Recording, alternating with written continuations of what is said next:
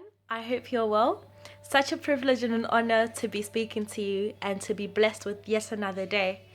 Today I've just got a very quick message, and it just was rooted from my dream that I had last night. So in my dream, I found myself in a big field, and there were so many people, and it was as though each person was in their lane, and it was a race that everyone was running. And I could see that I was right in the middle of this field, and I could see where the finishing line was, but I was halfway there. I saw people running past me, jumping off obstacles that were in their lanes as they were persevering to get to the finishing line. But something told me to turn to look back, and as I did that, I saw a wall. The wall was a few miles away from where I was, but on this wall was my cross. And all of a sudden, I realized that I had left my cross and I was running without it. So I was now torn in between continuing my race without this cross or going back to get my cross. I was so conscious about other people that were running their race and that were overtaking me. So I already knew that I was losing.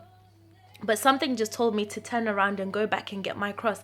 So I ran back and I took my cross, and then I had to rerun the race again. So as I was running the race, I jumped over the obstacles that were in my lane. There were like different animals. And at the back of my mind, I was scared that I was going to get to an obstacle that would have a snake. Now, in reality, I actually have a massive phobia for snakes. So I was just subconsciously scared that I'm going to get to that obstacle and I'm not going to know what to do. But lucky enough, as I was getting to where the snakes were, there was no snake in my lane. So I was able to jump over the rest of the obstacles and finish my race. As I got to the end of my race, I saw familiar faces and friends of mine and family that were there sitting down as they had already finished their race. And then I said to them, "Oh, but you guys finished before me. So what are you still doing here by the finishing line?" And they all said, "We're waiting." So just because they finished the race before me didn't really matter as long as I finished the race. So I woke up and I was perplexed, and I was asking God, what is the meaning of this dream?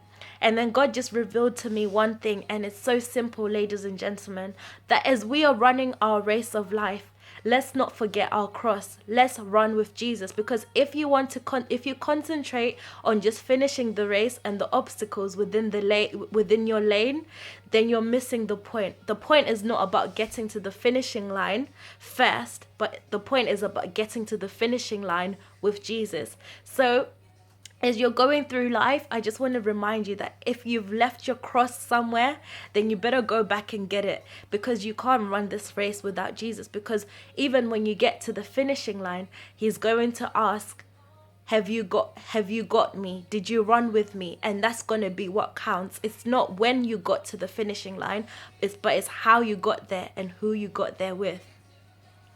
I remember a few weeks ago, I was speaking to my friend, and I said to him that my biggest fear would be inspiring all of you and then seeing every one of you inheriting the kingdom of heaven, and me not being able to qualify, just because sometimes we concentrate so much on tackling the obstacles and tackling the race that we forget why we're running this race. Do not be one of those people that gets to the gates of heaven and you've done everything right, but you've done it all right for the wrong reasons. Just a reminder, wherever you're running your race, run it with Jesus Christ. And by the time you get to the end, to the finishing line, the race will count.